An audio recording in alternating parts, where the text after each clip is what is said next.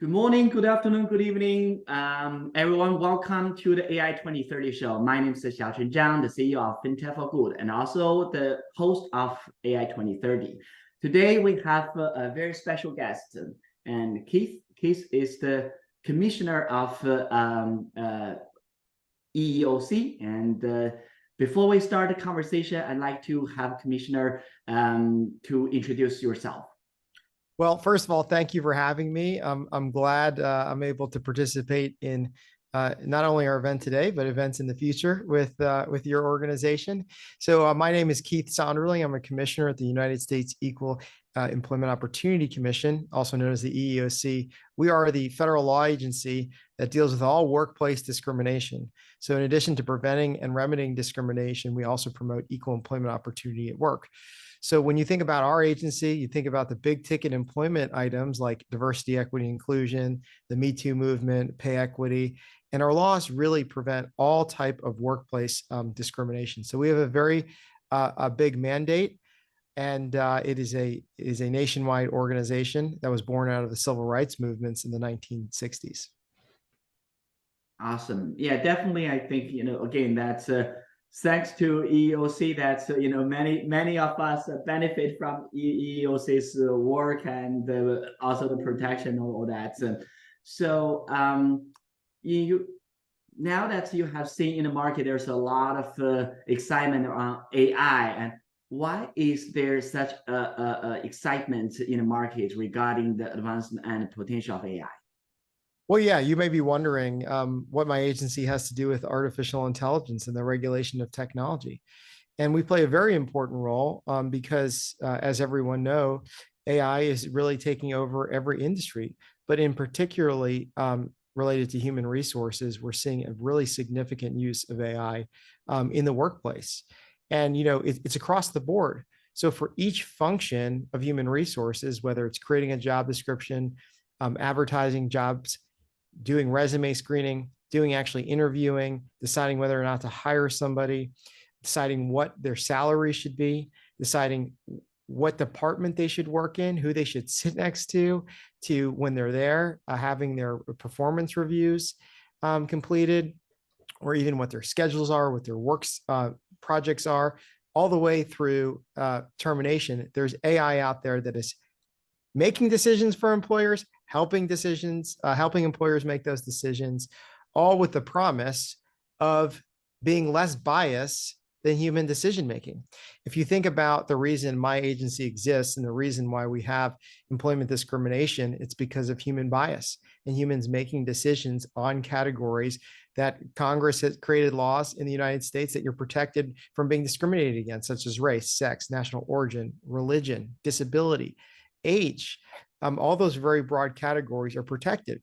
So there's been discrimination for a long time in the United States, and AI now has the promise to remove some of that bias by removing that human from that decision making, because using data, using algorithms, using machine learnings can potentially remove some of that bias if it's properly designed and carefully used. And in my position, because it's being so widespread throughout HR, I have to be in a position saying, okay, well, here's the potential benefits to actually remove bias from human decision-making through algorithms.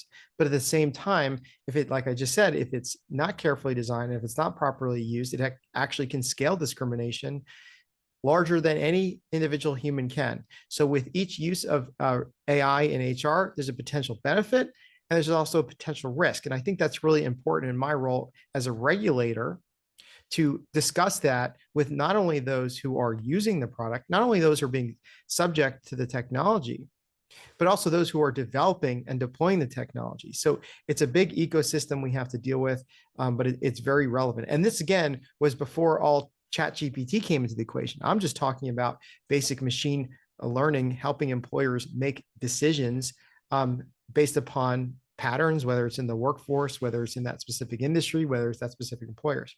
So now I know a very hot topic relating to generative AI that's also impacting the workforce, because that's doing work for workers. And that is essentially displacing workers who were in the workforce or doing a lot of their work for them. So you could see the issues related to artificial intelligence are really significant when it comes to human resources, human capital, and workplace management.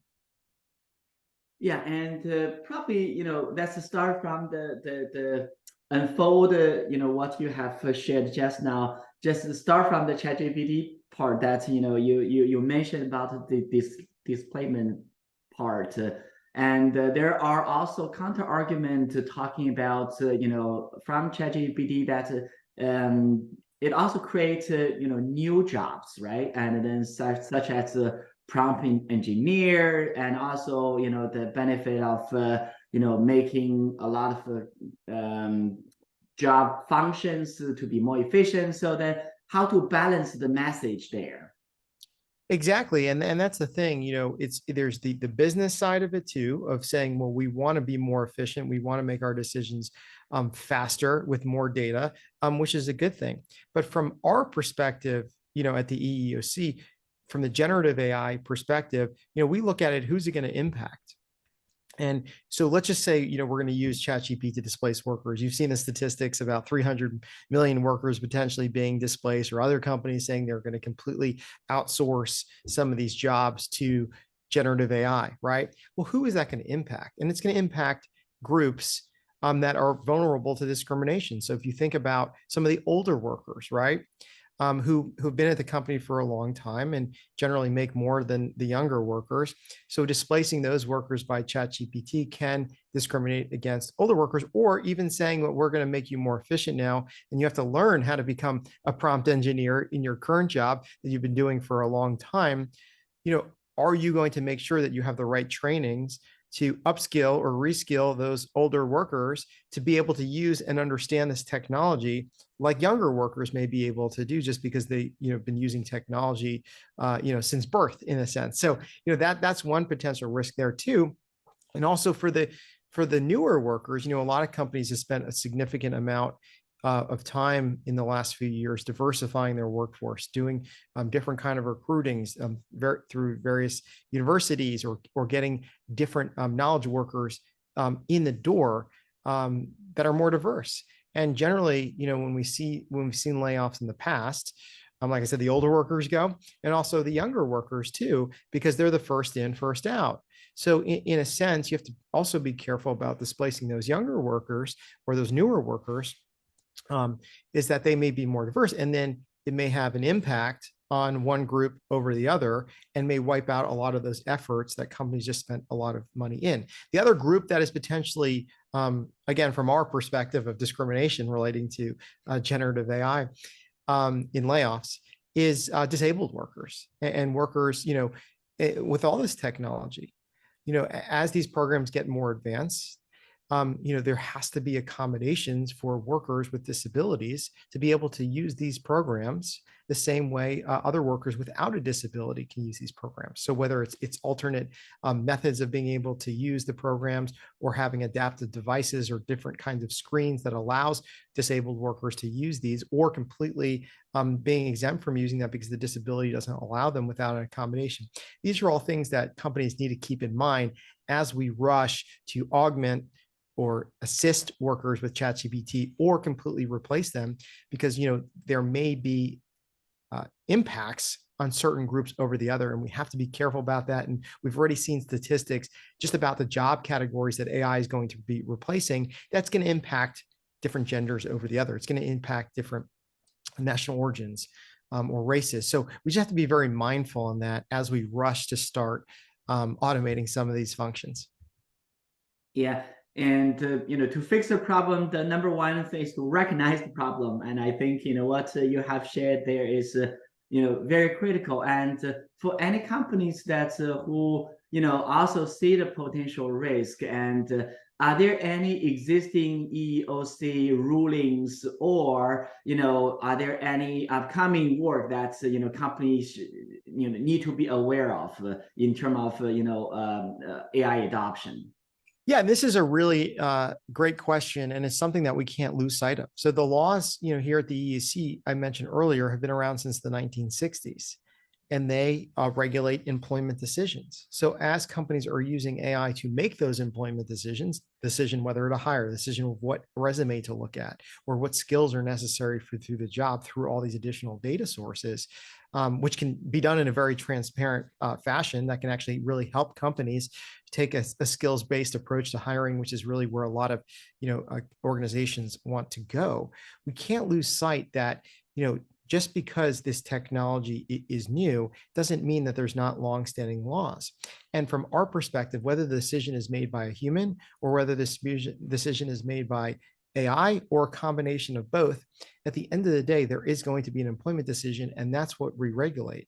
So, our laws may be old here, but they're not outdated, and they apply equally to decisions no matter who's making them within the organization, because our jurisdiction at the EEOC here is over the company using these products for AI and HR. So when we do an investigation or employee complains of discrimination, we're only looking at that company, and the company is subject to these longstanding laws. So for each use of AI, I can say, well, here's the employment decisions it's being made, and here's the laws that prohibit the discrimination. So let's take, for example, companies that use natural language processing to do interviews through an app, right? So some of these high volume companies, high volume hiring, right? They don't have time to interview all these different candidates, right? So your entire application process is on the app or through the computer. And some of them record your voice in the sense where they ask you a question and they want you to answer it. Let's say a situation. We want to, you're applying to be a manager at a store. Here is a situation. How would you address it? And then you answer the question, and the AI looks for patterns within the statements you made to see the word choices you use, the way you order the words, to see if that is the way the company thinks the employees should handle the situation and if you would be a great employee, right? So very, fast, done quickly, based on evidence, based upon assessments, based upon what works at that company. Now, let me break that down into a few issues of how that could potentially discriminate. And you can maybe saying, well, how could that potentially discriminate? Because there's not a human there, judging in real time. There's not a human here hearing if there is an accent. There's not a human there seeing that the person is disabled, seeing that the applicant is pregnant, seeing that the person is of this color, of this race, which have really prevented a lot of individuals from entering the workforce, because no matter what, when you see somebody in an interview, whether it's in person or Zoom, you see all these protected characteristics that the EEOC says you're not allowed to make a decision on, right? So that can really help eliminate bias at the earliest stages of the hiring by that example. So going back, let's talk about now. So let's say I speak perfect fluent English, and the AI is able to pick my voice up, the transcription, 99% accuracy, exactly the words I'm saying. Now, let's say somebody with, for instance, a thick German accent does the same interview, but does better than I do, but it's only able to pick up 50% of what they're saying because of the accent. So right there, even though that person with a thick German accent is more qualified for the position, if the natural language processing and the data set is not designed properly to be inclusive, you're starting at 99% as a native English speaker and 50% as a German, having a German accent. That's national origin discrimination right there, right? Based upon national origin. Or let's say the person has a disability, that they stutter or they can't speak properly. That would be disability discrimination. So you see how quickly these issues can sail, where everyone with a foreign accent, even though they might be better qualified for the job, is going to be excluded. The other part of it too is when you look at sort of the assessments of it. So let's say, the computer is automatically designed to look for patterns within the answer of saying, well, we want somebody really aggressive to be our frontline managers to diffuse these situations. And that may be what the company wants, and that may be what the company decides is best for them. But if, and there's a lot of studies on this, that men will be more aggressive in interviews, females will be less aggressive, but that doesn't, what's the result? The result is diffusing the situation, right? And a human manager in that sense, well, that gets us there it diffuses the situation. But if the machine learning is only looking for those more aggressive patterns, and it's only going to select men and lower the scores of women, you could see how in the design of that, it's going to discriminate, because at the end of the day, what is the job qualification? To diffuse a situation, you don't really care how you get there based upon gender. So you see how the benefits of this is significant, where a lot of people who are just excluded from the workforce based upon the way they look, the way they are in these interviews, have not been able to get that opportunity. That's eliminated. But at the same time, if it's not properly designed, those same protected characteristics can come play an improper role in the algorithm's determination of the final result. So that's just a kind of example everyone can understand. And what's cool about regulating in AI and HR, it's really easy to understand examples. And I know you deal with some really complicated financial models that is certainly beyond my comprehension. And it's difficult to be able to explain it, but with AI and HR and a lot of the very classic disparate impacts of garbage in, garbage out data have been from the HR space that, I know talk about to comprehend. So that's why I like to give those actual real practical examples of what employers are using now and saying, here's the benefits and here's the risk. And that's where, I'm really excited to work with you and the AI community, the people who actually understand the technology and the people who can actually say, okay, well, here's how we design these programs properly. I'm taking into account all the different variables that may come to play an improper role in the algorithm's determination of the best candidate. Yeah, those are, as what is a very practical, really good example, for people to understand. And then when you were just talking about those use cases and or examples that some apply to me as a foreign national and here working in the United States, and I think definitely when you see that it's very easy to relate to a lot of the evidence that I have seen in the workplace. Even in name, like, for instance, your name, it gives away very much, what your potential national origin is, or at least Right. limits in that category. And if somebody sees that on a printed resume and they have bias, against, wherever you're from, you'd be eliminated instantly. But like, when you're using machine learning to look at the resumes, the algorithms can be programmed to ignore the name, right? And just to see where even ignore the schools you went to that also may be indicative of your national origin or race. Let's say, school in a foreign country or historically Black college, that you'd be able to surmise that if you can't figure it out from the name and actually say, well, here's, the skills you have from your prior experiences. And that's what we're going to look at. And that really does eliminate bias. But you see, there's so much that has to go into the design, the development, the deployment, the use of these programs. So it's not as simple of just saying, we want to create this technology that reduces bias.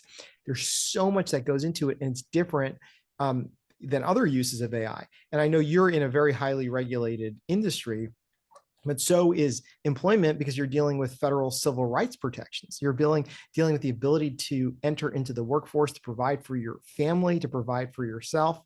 And it's a use case that when you're dealing with finances, housing, right, making decisions on your ability to thrive as a citizen, it takes more careful consideration than we're going to use AI to make this package to be delivered quicker than the normal route. So you just see, and I know you've been spending a lot of time in the finance area, but it's you can really equate it also to the employment area.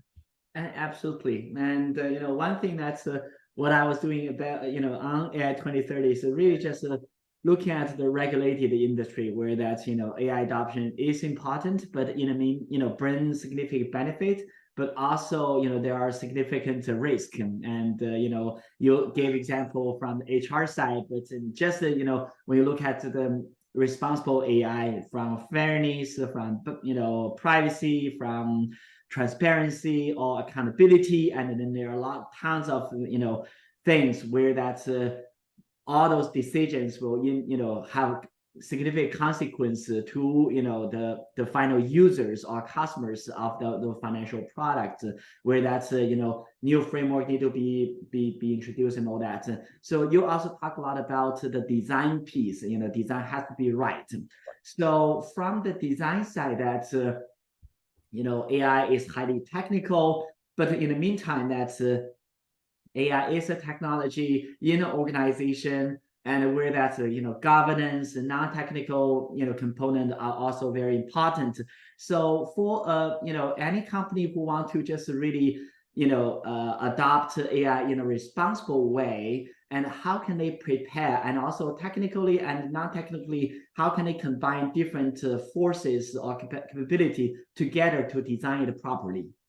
Yeah, well, there's just a few different ways to address this. The first is really, again, for HR to understand what the words mean within your industry. So we can be intimidated by data sets, by algorithms, by machine learning, by all these different terms, and like really, what is the data set when it comes to HR? That's not a term HR professionals or lawyers in this space in labor and employment are familiar with, but it's really your applicant pool, your applicant flow, your current workforce, right? So it's really understanding one on the data side of what you're looking at.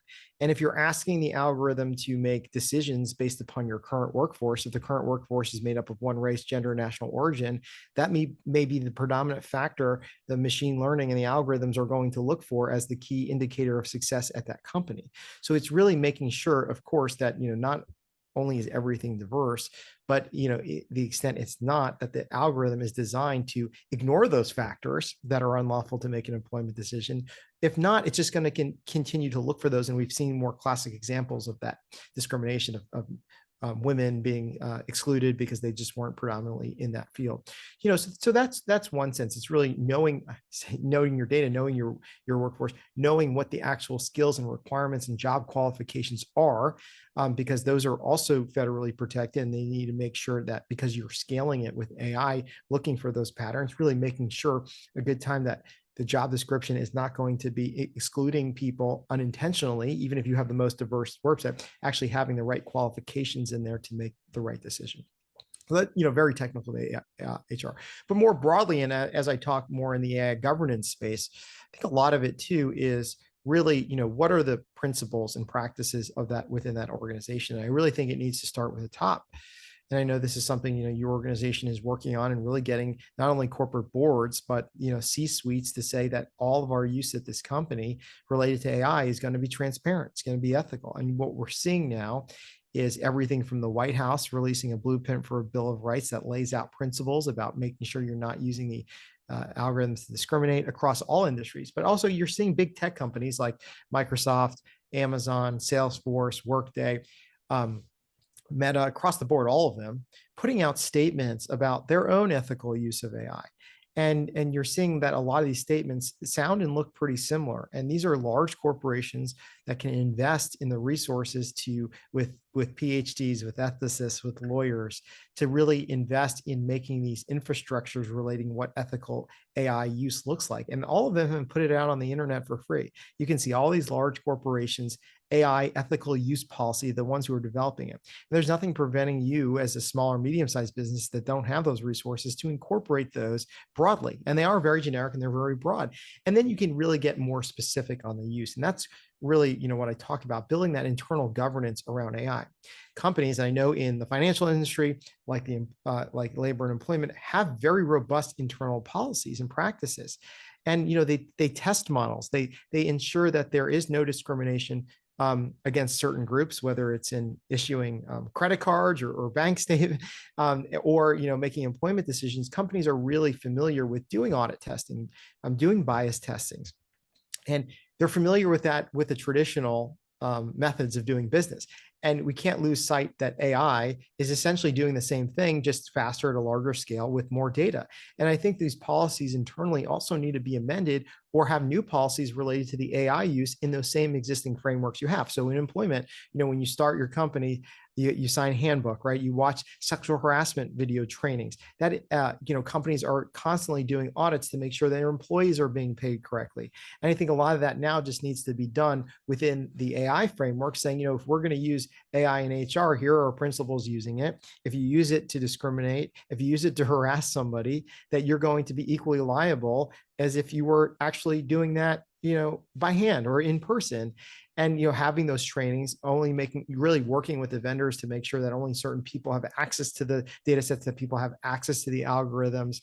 And if they misuse the algorithms, for instance, you can have the most perfectly designed applicant flow data set. You can have an algorithm that actually looks for the skills to find the right employees. But if somebody goes in there and with a few clicks eliminates all older workers, it's going to discriminate. And that's not necessarily the vendor's fault. It's not necessarily the company's fault for having diverse recruiting. It's that individual's fault. And having those policies and procedures in place, you'd be able to remedy that by saying you now breach the company's internal use of AI and you're fired. And that's what happens with all other uses in the business line. It's just we need to make sure that's now being incorporated with AI technologies. And I think because it's so new, and I think because of the misunderstanding that there's no laws or regulations that apply to this, companies aren't necessarily thinking that way or doing that when the liability exists, as soon as these programs going. So that's my plea. I think it really starts from the top about the broad use of AI, and then very specific to your industry, whether it's housing, finance, credit, employment, just saying, well, here's the rules of the road to begin with when we're making a credit decision, when we're making an employment decision. And here's how it applies when you're doing it with AI. And I think that's really right now what companies can be doing to ensure the safe and effective use of these AI technologies.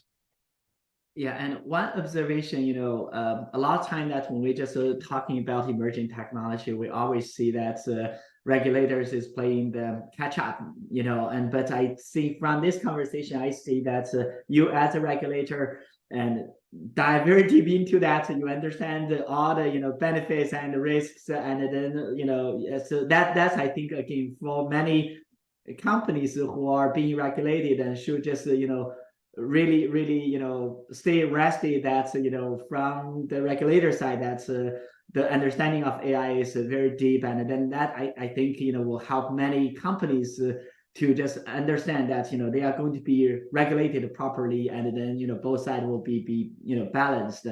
And as a commissioner on the EEOC, that what is your current focus or priority when it comes to regulating AI in the employment space?